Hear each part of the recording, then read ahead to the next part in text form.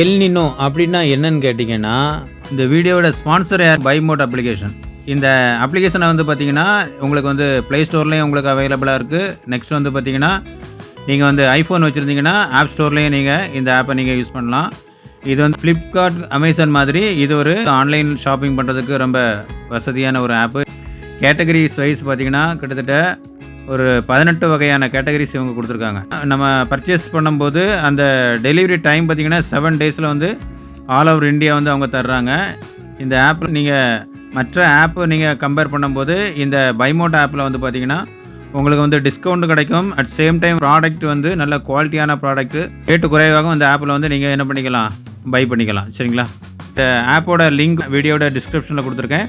அந்த லிங்கை கிளிக் பண்ணி நீங்கள் டவுன்லோட் பண்ணிக்கலாம். பசிபிக் பெருங்கடல் மத்திய பகுதியில் வந்து பார்த்திங்கன்னா கடல் வெப்பமானது இயல்பை விட அதிகமாக வரும்போது அது வந்து எல் நினோன்னு சொல்கிறாங்க. இயல்பை விட குறைவாக அந்த வெப்பம் இருக்கும்போது லா நினோன்னு சொல்கிறாங்க. இந்த எல் நினோ வந்து பார்த்திங்கன்னா அதிகமான பாதிப்பை வந்து உருவாக்கக்கூடியதாக இருக்கிறது. வெப்பமானது இன்னும் அதிகமாக வரும். அதாவது வழக்கத்தை விட அதிகமான ஹீட்டை வந்து நம்ம வந்து ஃபீல் பண்ண முடியும். சரிங்களா? அதுதான் இந்த எல் நினோங்கிற காலகட்டத்தில் வந்து நம்ம வந்து வெளியில் மேக்ஸிமம் வந்து போகிறத வந்து நம்ம அவாய்ட் பண்ணணும். இதில் இன்னொரு விஷயம் என்னன்னு கேட்டிங்கன்னா, இது ஹீட்டு மட்டும்தான் வருமா, அதாவது வெயிலோட தாக்கம் மட்டும்தான் அதிகமாக இருக்கும்னா கிடையாது. சில நேரத்தில் வந்து பார்த்திங்கன்னா உங்களுக்கு வந்து திடீர்னு மழை வரும். மழைன்னா கேட்டிங்கன்னா உங்களுக்கு சாதாரண மழையாக இருக்காது. 10 நாளில் பெய்யக்கூடிய அந்த ரெயின்ஃபால் வந்து பார்த்திங்கன்னா ஒரே நாளில் நடக்கும். 10 நாள் பெய்யக்கூடிய அந்த மழையானது ஒரே நாளில் பெஞ்சால் எப்படி இருக்கும், அந்த அளவுக்கு உங்களுக்கு வந்து அதிகமான மழைப்பொழிவு இருக்கும். அப்போ மிதமிஞ்சிய மழைப்பொழிவு இருக்கும்போது உங்களுக்கு வந்து வெள்ள பாதிப்புகள் வந்து ரொம்ப அதிகமாக வரும். இந்த 2 விஷயமும் இந்த எல் நினோ காலகட்டத்தில் வந்து நடக்கிறதுக்கு வாய்ப்புகள் மிக மிக அதிகமாக இருக்குது. வரக்கூடிய வருஷம், அதாவது 2027 வந்து பார்த்திங்கன்னா இந்த வெயிலோட தாக்கம் வந்து இப்போ இருக்கிறத விட பல மடங்கு உயரதுக்கு வாய்ப்பு இருக்குதுன்னு சொல்கிறாங்க. சரி, இந்த எல் நினோ லா நினோங்கிறத வந்து பசிபிக் பெருங்கடலை மையமாக வச்சு ஏன் கணக்கிடுறாங்க அப்படின்னா, உலகத்தில் இருக்கிற மொத்த நிலப்பரப்பில் வந்து பார்த்திங்கன்னா சேம் அதே அளவு வந்து பெரிய ஒரு பகுதி தான் அந்த பசிபிக் பெருங்கடல்.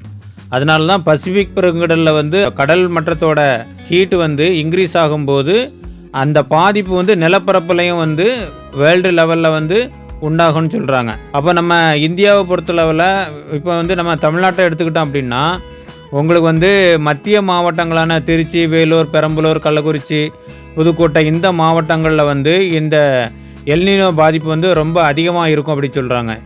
ஏன்னா நீங்கள் கடற்கரை மாவட்டங்களை விட உள் மாவட்டங்களில் தான் இந்த ஹீட்டு வந்து ரொம்ப அதிகமாக இருக்கும். சரிங்களா?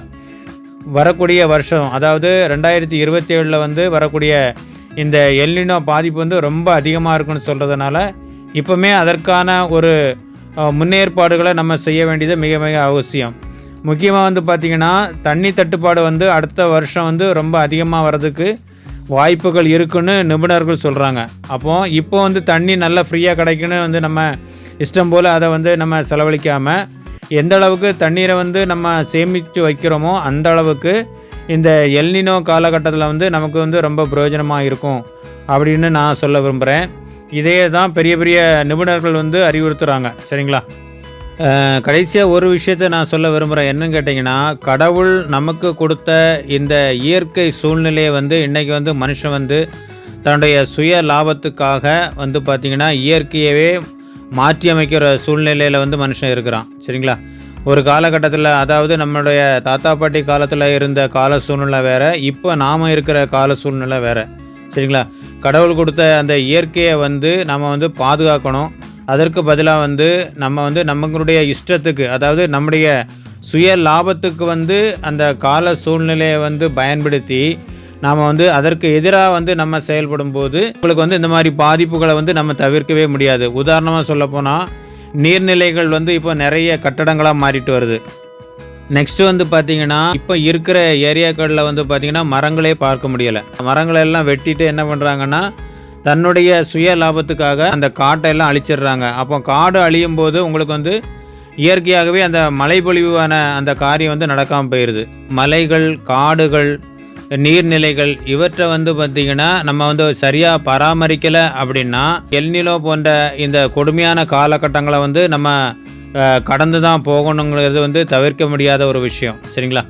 இந்த வீடியோவில் வந்து பார்த்திங்கன்னா இந்த எல்னினோ குறித்தான ஒரு சில தகவல்களை வந்து நம்ம நேயர்களுக்காக நான் சொல்லியிருக்கிறேன். இதை விட அதிகமான தகவல்கள் வந்து வலைதளங்களில் நீங்கள் வந்து சர்ச் பண்ணி நீங்கள் பார்த்து தெரிஞ்சுக்கலாம்.